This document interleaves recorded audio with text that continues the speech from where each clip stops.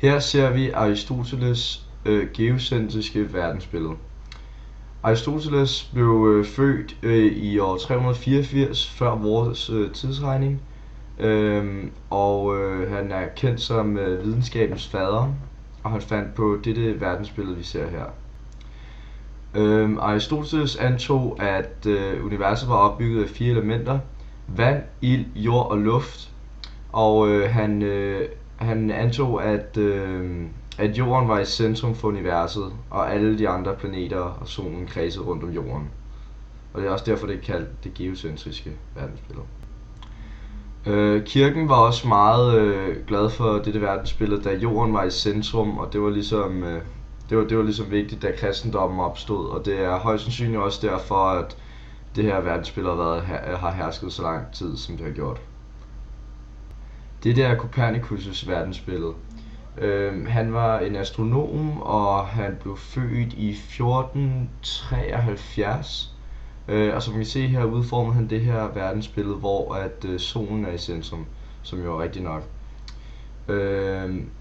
Dog var hans verdensbillede ikke helt korrekt, da han mente, at planeterne fulgte nogle eksakte baner, når de cirkulerede rundt om solen, hvilket man senere har fundet ud af, at de ikke gør.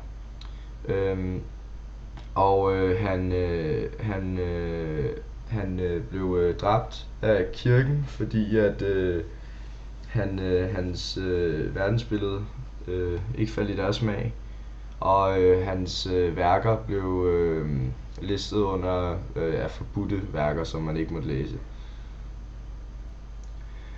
Tycho Brahe var en dansk astronom, og han lavede mange af sine observationer fra Venus. Han blev født i 1546, og han indgik et kompromis med kirken om at universet var et geocentrisk, lidt ligesom vi så med Aristoteles, bortset fra at jorden var stadig i centrum, og solen og månen kredsede rundt om jorden, men de andre planeter kredsede rundt om solen. Så der var en lille forskel i forhold til Aristoteles. Og han blev nødt til at lave det kompromis, fordi at han ville ikke ende som Copernicus. Johannes Kepler var Tycho Brahes lærling, og han var med til at finde ud af, at planeterne ikke bevægede sig i en perfekt cirkel rundt om solen, i modsætning til hvad Copernicus havde troet. At de havde de her elliptiske baner, og han lavede også 3 love.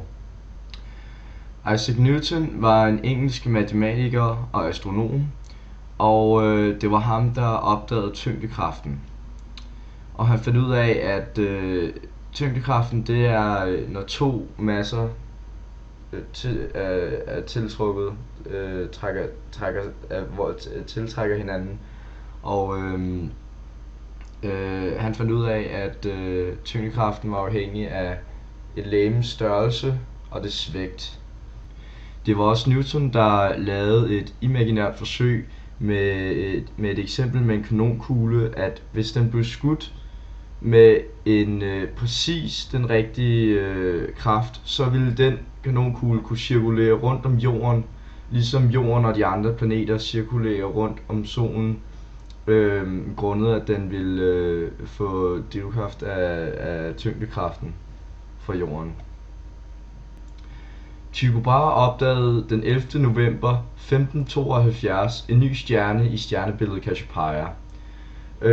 Tycho Brahes opdagelse var, hvad man senere fandt ud af, var en supernova, og det var med til at sådan